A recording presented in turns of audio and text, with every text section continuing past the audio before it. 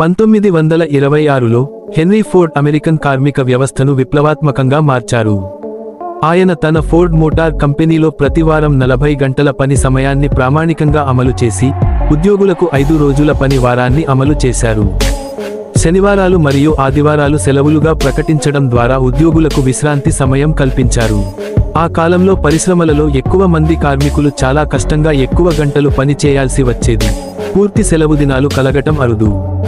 Henry Ford భావించినట్లుగా తగ్గిన పని గంటలు ఉద్యోగుల శారీరక, మానసిక ఆరోగ్యాన్ని మెరుగుపరుస్తాయి మరియు వారు విశ్రాంతి కోసం సమయాన్ని ఖర్చు చేస్తారు. ఆయన ఆశించినట్లు ఈ సమయాన్ని వారు ఫోర్డ్ కారు ఉపయోగించి వినోద ప్రయాణాలకు వినియోగిస్తారని ఆయన నమ్మకం. ఈ విధంగా వీకెండ్ అనే ఆలోచనకు ప్రోత్సాహం లభించింది. అది విశ్రాంతి, కుటుంబ సమయం మరియు వ్యక్తిగత ఆనందానికి ఒక గుర్తింపుగా మారింది. ఫోర్డ్ తీసుకున్న ఈ నిర్ణయం కార్మిక హక్కులకు, పని, వ్యక్తిగత జీవిత సమతౌల్యానికి మౌలిక భద్రతను కల్పించింది.